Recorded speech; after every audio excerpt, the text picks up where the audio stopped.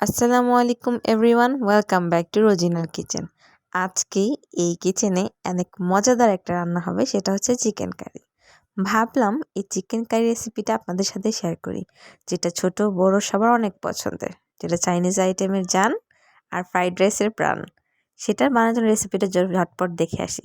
এখানে boneless chicken নিয়ে নিয়েছি, একে একে দিয়ে দিচ্ছি কর্নফ্লাওয়ার, আদা রসুন বাটা, লবণ, সয়া সস দিয়ে খুব ভালো করে মেখে নিতে হবে।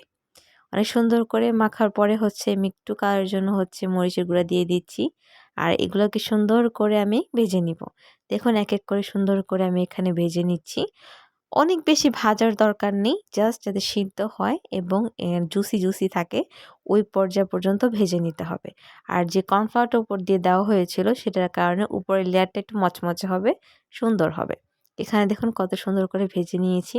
তারপর এখানে আমি একটি বাটির মধ্যে আদা রসুন বাটা, স্বাদ মতো লবণ, মরিচের গুঁড়া এবং সয়া সস আর আপনার টমেটো সস, একে যা কিছু আইটেম আছে সবগুলো দিয়ে দিব।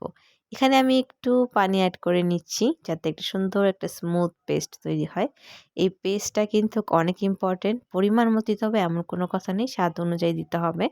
এখানে দেখুন আমি এখন এই পর্যায়ে সসটা অ্যাড করে নিয়েছি। আর এখানে আমি টমেটো কেটে নিয়েছিলাম।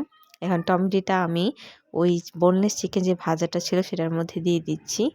এখন আমি এখানে পেঁয়াজও দিয়ে দিয়েছি, কাঁচামরিচ দিয়ে দিয়েছি।